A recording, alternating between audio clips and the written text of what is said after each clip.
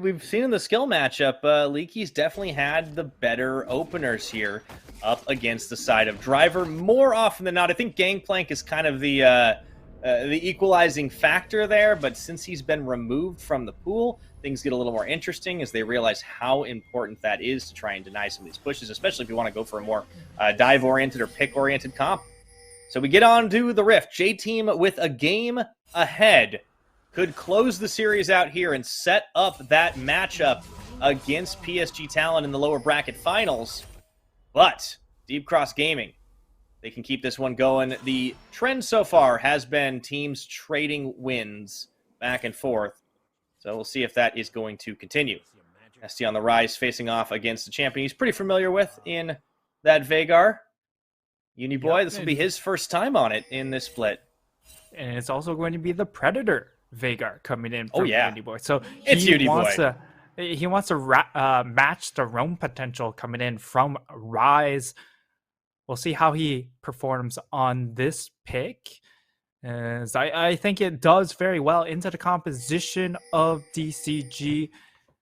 It's just a matter of execution, of course, especially after a grueling game 3.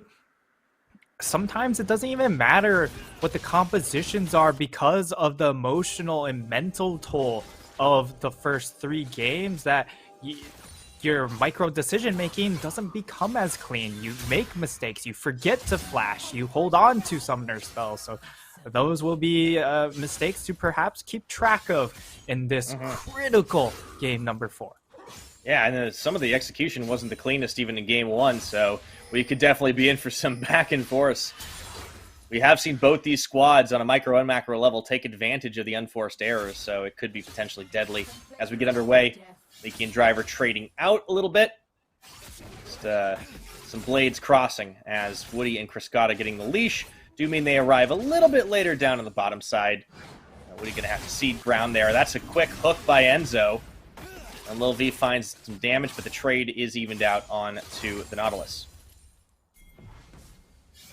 Yeah, and with Biscuits coming in from both supports, these health trades aren't going to matter a whole lot until we run out of those sustained tools.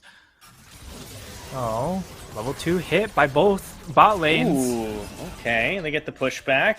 Enzo just walked right up, try and set things up. It's been very aggressive, especially this Enzo Lil V side of the matchup in this series. We haven't seen as many straight-up 2v2s, though, and I do think you want to credit Woody and Criscata a little bit on that one. Yeah, and I mean, J-Team have put a lot of focus in making sure they snag up this Nautilus pick for themselves. Lil V shown can't really play up against it. And so far, DCG, I mean, they were able to get some hooks to land in game number 1, but not as effective. Okay, here. Here's Hana. Okay. He said he needed to get these ganks early on. He's trying for the setup with Nesty. Would be able to safeguard. Nesty doesn't have a whole lot of mana to work with, though, so the kill threat not going to be as helpful. I think he realizes it might be a bit of a lost cause. Nesty walks into the Veigar cage. Plus 1 AP. Out. Now the dive is going to come in top. Yeah, plus 1 AP. It still counts. Let's see if they can get the dive off. They're also bringing Nesty over. Okay, he goes here. As well. That's the turnabout into the Spectral Maw, and now Hana's forced to flash, followed through. Driver really wants that first blood, and it's going to be Konge that secures it. That's 3. They do turn it about. Should be 3. Driver. 1, 2, Nesty isolated, and with the takeaway of the Camille, it's a double kill, and Konge is on the board. It's a disaster, Pyro! That's a triple kill for J-Team at 4 minutes. We talked about, hey, in these first couple games, it's been really slow. But the action... Okay. I was going to say, it still continues. A lot faster. Let's take a look at that replay. Man, Hana and Leaky got way more than they bargained for here. Yeah, they try and get the dive onto Driver, but Driver recognizes he is going to get dove, so he starts kiting back towards his tier 2 tower, and this flash doesn't quite pay off, but it gets him low enough that Konya able to get the first blood, and then it's just about swapping bodies, still able to pick Lee Sin, even though they didn't take Lee Sin. And it results in a double kill for Viego, and he's also all the bad guys. 1 kill. Yeah, also 1 kill for Uniboy. So he, Uniboy, very comfortable. Korea, extremely comfortable. And Driver kind of just banking off the fact that they knew they were going to be keying off him. And yeah, he's losing this matchup, sure, but mission accomplished. Kongye's got 2 kills, Uniboy's got 1. This game, if J-Team intend to make it go late, I mean, Driver's job, as he knows it, is going to be going for just becoming that late game stat stick. And he's not even going for really combat early on anyways. He's got the Cole.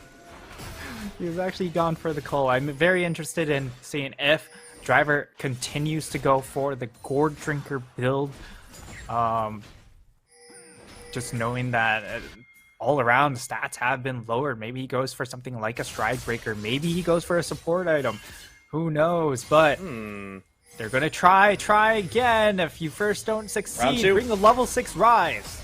All right, Nesty. Hana and Leaky weren't quite ready for this one, so a slice of dice. He actually dodges out the Q by totally predicting it, but I don't think he gets out of the way. Uniboy is going to try to make him pay for it. Hana safeguards and nearly bites it. Oh, Uniboy does just barely out. Okay. All right, this is going to be Dragon for J-Team at the very least. Yes. So they do trade a kill for that, and it's a pretty heavy investment on the DCG side. Yeah, but, I mean, you feel like if you're the side of DCG or if you're a DCG fan, it's worth it to a certain degree because now you have a massive advantage up top side. 25 CS gap, you have the level advantage on the Camille. There's also a Camille with Ignite, so this Renekton will never be able to walk up to this Camille down a level. As we can see, like they've already they've even said like, hey, Uniboy, you have flash up still, you also have more range. We'll set you up in the side lane for the time being and wait for Drivers to maybe get a little bit more gold under his belt to then be able to actually walk forward into this Camille. I like this adaptation here because it means that they can at least start pushing there on the top side and keeping Leaky a little on the back foot. I thought they might here, but Kongye ended up going back into his own jungle, so the delayed swap happens. They do deny a little bit of farm away from Leaky, but unfortunately for Driver, he doesn't pick nearly as much up himself. He'd love to get this plate gold, so that's what he's sticking around for. Yeah, but Leaky's trying to zone him off, and, I mean, he gets the play, but honestly, I fully expect the Leaky to just go for the trade, go for the all-in, because of the extra, level difference and that Ignite. But doesn't have any assistance coming up topside anytime soon, so he kind of plays a little bit more respectfully. That will be first Rift Herald going to J-Team. I think that's the first Rift Herald for them. And I want to say first Dragon as well. They've definitely started to get a lot better at these early objective plays, and I think that's a testament to really recognizing what Deep Cross are trying to do.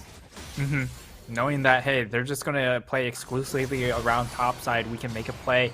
All right, ST going to walk it through into the Spectral Maul. Can't really dodge that one out. Good night. That's a third kill for Kongye, and they should be able to get a little bit of damage on this tower, maybe even a plate off of it, but Hana's incoming. And they're out. This could be a Kongye carry game. We might be seeing HK Kongye again. Could be a bit of a throwback here as recalls come through. I'm already. That's a 9-minute Divine Sunderer. I mean, yeah, like again, like Viego is not quite as like ridiculous as Driver does find the stun up on Leaky. Okay, adaptive defenses, he's fine. Yeah, like it's Kongye, right? Like when this guy gets a few kills, like he's gonna start doing some crazy stuff, and you just got to keep your eye on that Viego. I almost want him to just. Okay, Chris got a little caught out. That is going to be the land onto the Flame Chopper. Beautiful chain. The Rocket tries to get the outplay, but they can still delay him. Lil V, with a little help from Enzo, does manage to find the kill while the Renata's away.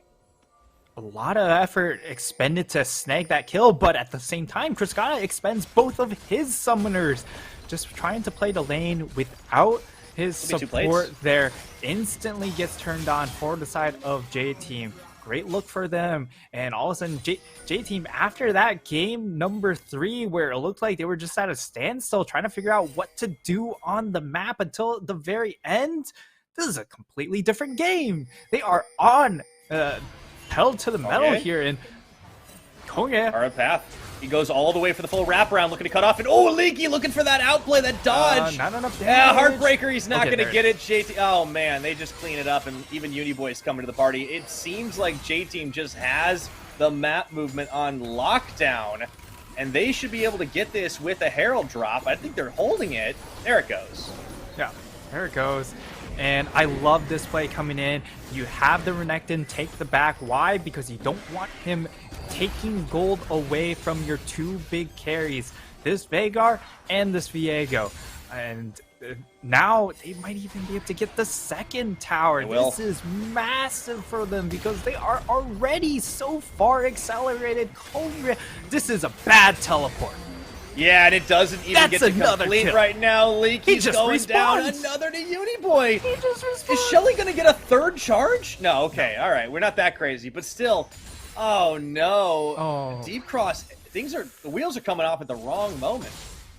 Oh, my lord. That just might be the final blows here.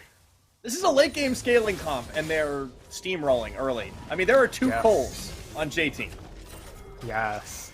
And they know they can go Cull because the side of DCG, there's no answers coming out from them to pressure these Cull users, even the Renekton. Like, buying Cull on Renekton should not ever happen. Why? Because Cull, you're looking at scale. And are you saying Renekton Cole is troll? I'm saying Renekton doesn't scale enough that the extra gold matters. But in this instance, like, why not get free 180 gold here? Because the rest of your map is winning. You're a glorified point-and-click support anyways. Whoop. But Kongye... Okay. Kongye, a little bit aggressive there, Enzo's as to be here, expected. though. So is Enzo as well. They've actually managed to catch Woody. Here comes the hostile takeover, boy. but they can still turn it around. The knockup will come through. Kongye wants the kill, but Nesty's gonna deny it here. And they're gonna take the blast cone out to safety. Driver says, hey, I want to get in on this too, but the fight's already over. Yeah, and you actually see Uniboy forced to flash because he saw that Camille was starting to path over coming in, and he would have been just pinched out if that was the case. So burns the flash earlier, so he saves a lot of HP. That allows the side of J-Team to actually get this 2nd dragon. But now look at this gold difference. It's 6,000 gold at 13 minutes. Massive right now, and a lot of that is in on Kongye. Nesty trying to dance away through the cage of the Veigar. He's able to avoid massive damage, but that is just stemming the bleeding. Look at the plates. Yeah, look at it's that plate difference. 10-3, man. That's a lot of gold right there. About 1,200 or 1,120, I should say. And all the kills are on the carries. On the most important carries, the Renekton. No, he's the only one. He can have 1 kill as a treat. Yeah, we need to give him a snack here or there, you know? But, I mean, DCG, they'll get 1 back before plates disappear, but it is still only a couple of plates as Enzo lands. Okay, in. He's rooted, but I think Enzo he's too far. Off a little more than he could chew into the Hextech ultimatum. Nesty's able to finish him off, but here comes the turnabout. Oh, Uniboy. Kongye looking for. They've already got 1 shutdown onto Uniboy. Kongye turns 180 and runs. That was a bit of a wonky fight. Exactly. Uniboy walked through. Did he take like 3 tower shots there? That was a wild one. That was a bit sus, is what I will say. That's where you go all chat plus however much AP you got. Word. Oh no. because that's all he got out of that. Okay, exchange. all right. Let's see what's happening here. I mean, Enzo's the one who tanks to begin this with. is a pretty good setup, right? You throw it on the cage. Yeah. There's nowhere to go. You're able to chain the hook with the Everfrost pretty easily. But then look, Uniboy's just like, I must have. That's just greed right there. That's classic greed. Kongye was like 2 seconds away. Oh, that's definitely very rough. And now Hana able to snag the second rift, or not the second rift throw. Actually, the second rift throw snags up by Kongye. So 2 for 2 on Rift Heralds. A very different objective game coming out from J-Team in this fourth game, and possibly series clinching game. Ooh. Driver moving in onto Leaky, but Leaky got a kill back in that one. You got to remember, there's a level advantage though for the Recton as he tanks a tower shot. Got to be careful there. Driver's got a little more sustain. It might be a nerfed build and a nerfed champion, but he can still make it work for him as they take down the tower bottom side. And Uniboy and Kongye leading into their Shelly charge. I don't think Nesty can hold the line here. Deep Crosser spread too thin. Yep. And now we'll see if they look for a dive attempt. Charge goes try. Through. Nesty does get the ring prison down onto Uniboy. Oh, no. Oh, that rocket came in, and Nesty was able to get away in time. Teleport expended to try and keep the push going. And, okay, the pull in on the handshake, it doesn't really matter. A lot of 5v5 movements across the map. Everybody, man, this is becoming an ARAM of a series here. But Driver and Kongye going to run face first into Leaky and Woody. Here we go, the tag forward. Kongye is still threatening Blast Cone to disengage. And, ooh, you cannot pause for a second. You might miss the action. Whew. All right. Take a quick breather. 6K gold advantage though. It should not feel this close. Yeah, I mean both of these teams finding their ways back, even though the gold really says that it should be really one-sided, right? Game number 2 up against a 8K gold lead for most of the game. J-Team were still able to find picks to slow things down. And now in this game number 4, DCG, they're losing.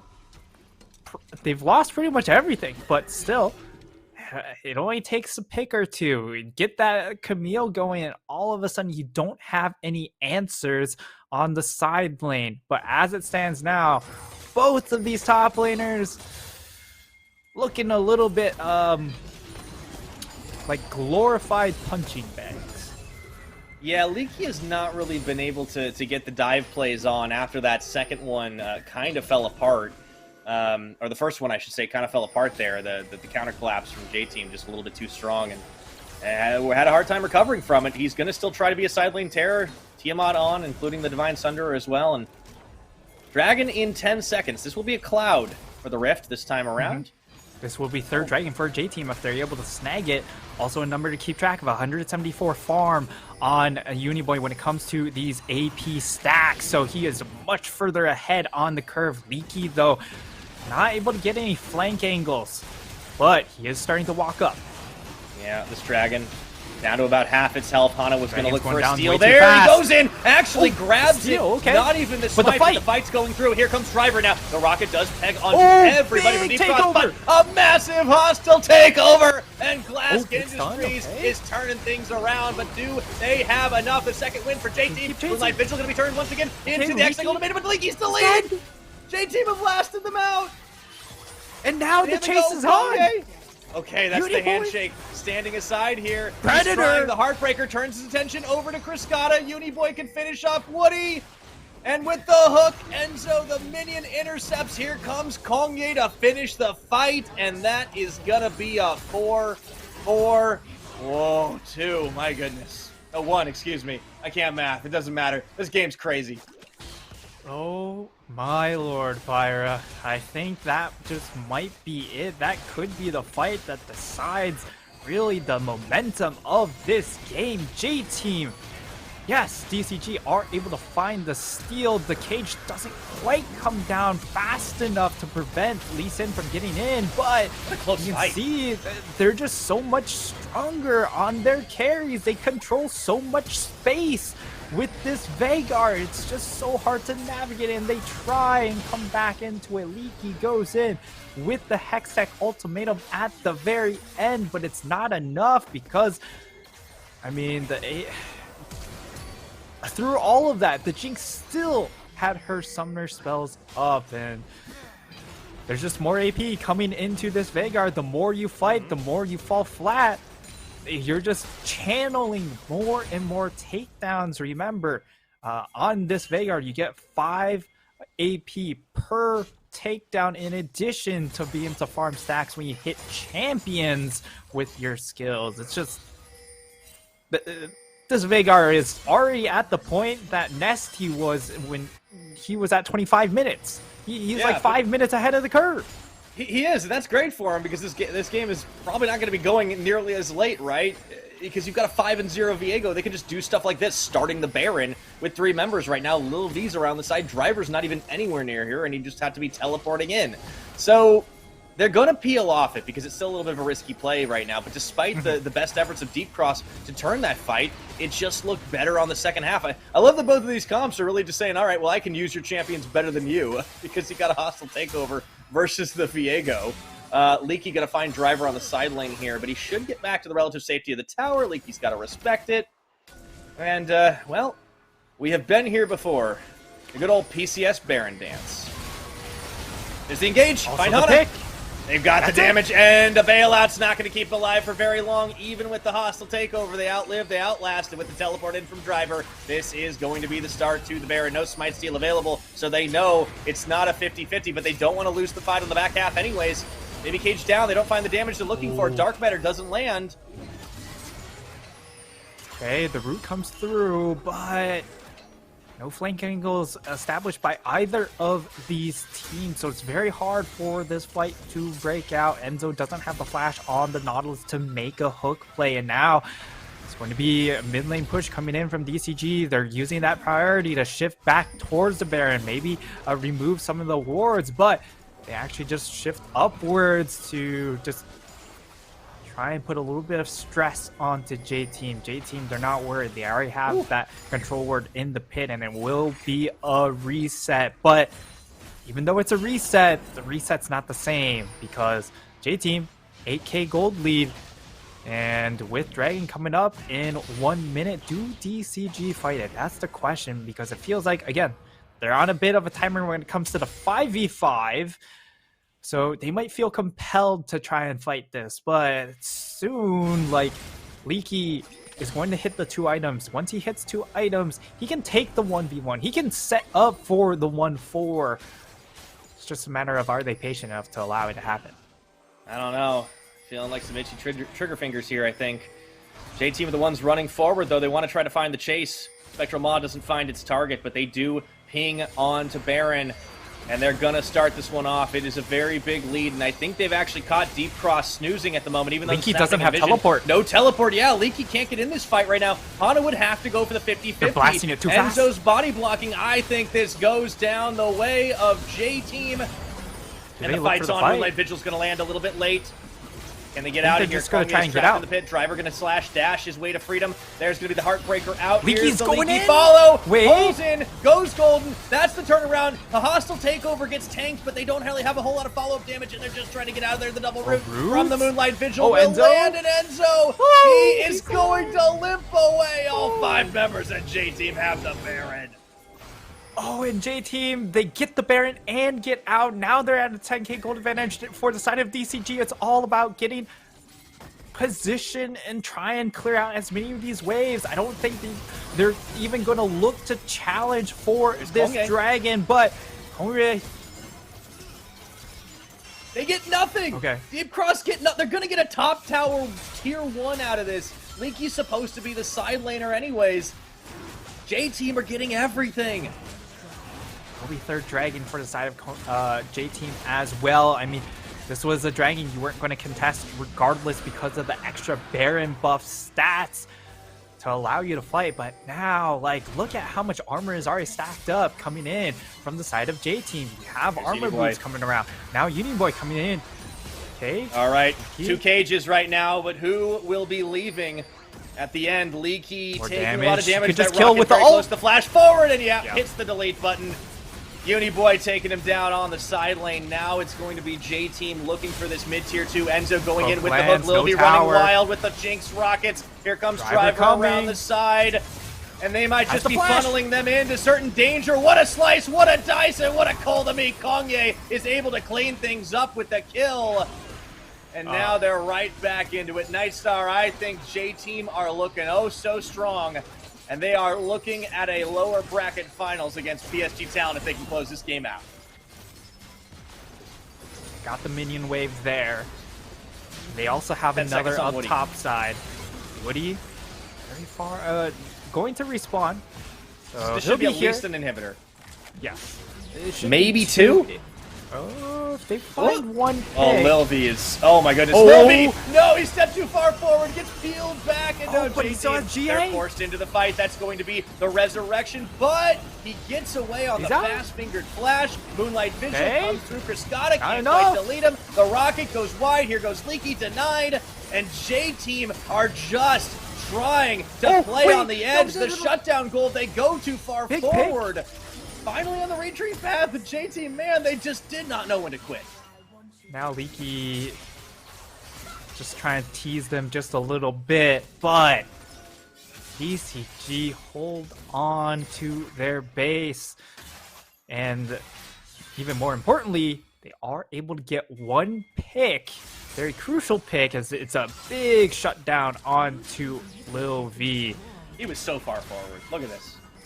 Yeah, he just runs in, gets kicked, gets picked off, goes into the res, and the hostile takeover creates a lot of space, but yeah, he just eats a little bit too much. But I mean, Lil V he got had hooked. like 3 chances to leave, Yeah. and he didn't.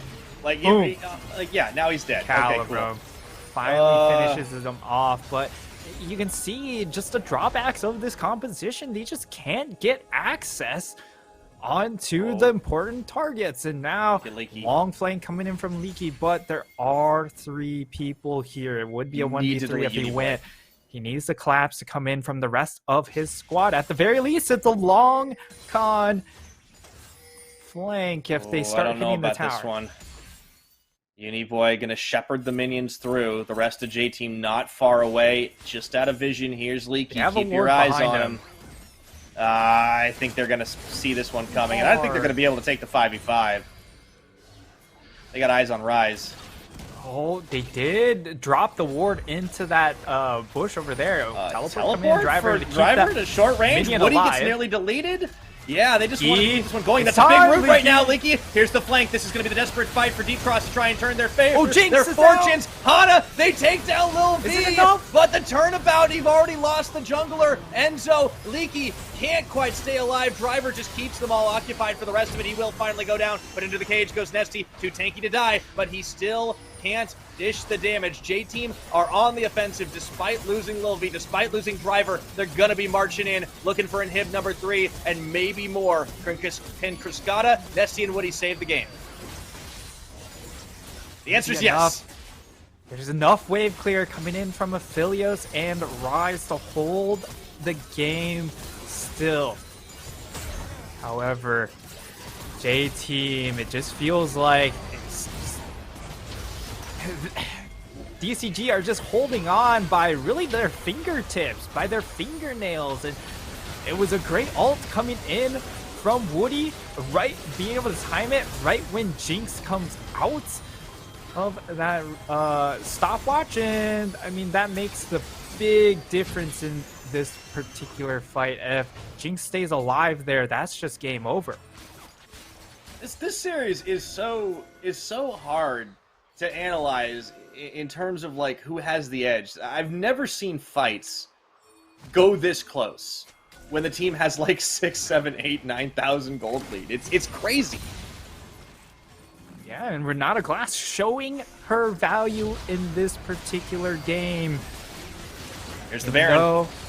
Yep, Baron's going to get taken. DCG, they can't do anything about it. That's the issue, right? Because you have 6 super minions coming in every single wave, 2 in each lane. But DCG, they will be able to snag themselves this Cloud Dragon, so that puts them at 2 Cloud Dragons. More importantly, it gives you extra gold. Yes, it's a small amount of gold, but it's still an objective bounty nonetheless.